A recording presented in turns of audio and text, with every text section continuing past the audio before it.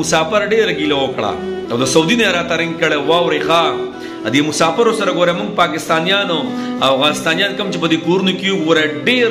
کله نه کله سره ډیر بد سلوکي کوو خیال لګړې او خاص کر بیا د مشر دارو نه مشر وغیرہ چونکې دلته مور او پلار په پاکستان کې او هغه ډېرې منډې تړلې وخي کنه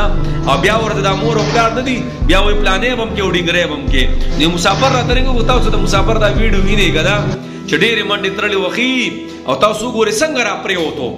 دې باوجود به څه کوئ د ده بچي او د ده ښځه کله ناکله او داسې نورې خبرې اترې کور کې راشي چې تا څه کړي وي الله اکبر کبیره نو جناب ما ته څه وایي خبره مسافر ما ته وایي مولانا صاحب وی 13 کاله مې پردیسي وکړله او 3 کاله پس پتلم خپل پاکستان ته خو چې کله لاړم او کله تقسیم کېدو وی ټولې خبرې اترې رانه واخېستې الله اکبر ما ته وی چې ته په شریکه کې تللی او تا هېڅ نه دي کړي مولانا صاحب وایي د مخکې نه حقه شان ومه او حقه شان پاتې شومه صرف په نصیب کې مې پردیسي ورسېده او درد او غمونه پکې ورسېده جناب د هغه مشرانو ته خواست کومه کم چې په کورونو کې دننه دي د دې مسافرو سره ډېر ګوره همدردي کوئ ډېر محبت په سره کوئ دا ګوره تاسو په خپله چې کله ځئ که نه او کله وځئ د کوره الله اکبر کوي بیا چې په شپه کې دا مسافر وځي د خپل بچي پرېږدي دا ځکه زه وایم چې زما ټول وروڼه مسافر دي د تره زامن خوریان او ریرونه دا ټول بس اکثر مسافر دي دغه به تو یم او اوس خو چونکې ما وله ځای داسې برابر کړی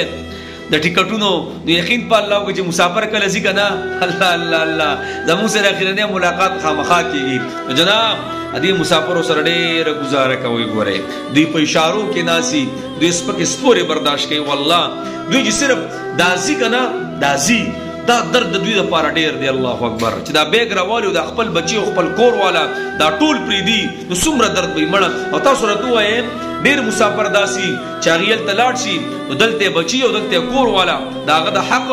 او د هغه د عزت خیال نه ساتي الله اکبر نو دغه زنان ته زه وایم د الله بندي دا مسافر خو د خپل ځان د لیت پیت کوئ د الله بندګانو لږ خاطرې کوئ لږ احترام یې کوئ په مخ کې خبرې مه کوئ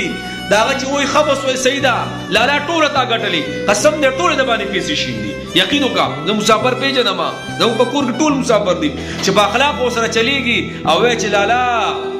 موږ ستا د وجې نشته شو زما مشر ورونو تا ستا د وجې نسته شو بچي ستا د وجې نسته شو قسم دی دا مسافر د باندې بیا څه کوي بیا د باندې ځان خوري او چې ورسره دا بل شان دی شوې که نه نو یاد ساته ګوره بیا یو بل ډېر زور ورکوي نو غرض مې دا دی هر دویم دریم کور مسافر دی داسې به نه چې په هغې کې د مسافر